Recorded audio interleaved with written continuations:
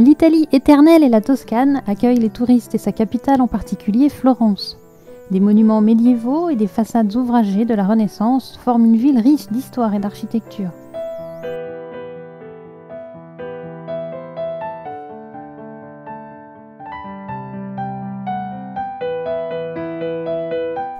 Les églises aussi sont toutes plus riches les unes que les autres.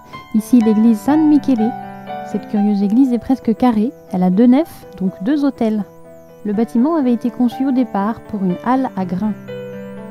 À l'intérieur, un très grand autel gothique sculpté.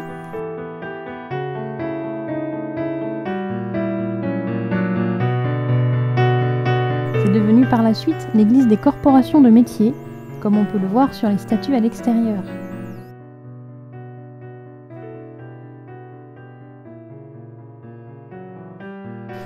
Le Palazzo Vecchio se dresse comme un château fort au beau milieu de la ville.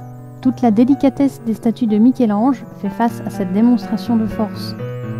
L'enlèvement des Sabines, thème souvent repris, est ici une statue du sculpteur Giambologna.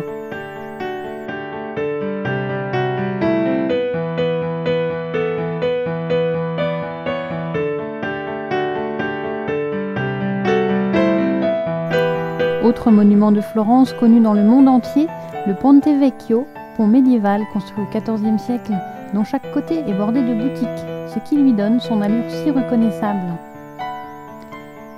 Les pieux permettent de construire en surplomb au-dessus de l'eau et ainsi d'agrandir les minuscules boutiques.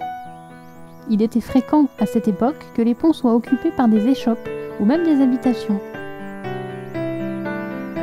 Peint et chanté par les artistes, le pont et son fleuve sont un des symboles de Florence. La couleur de l'Arno passe du jaune au vert selon la lumière du jour.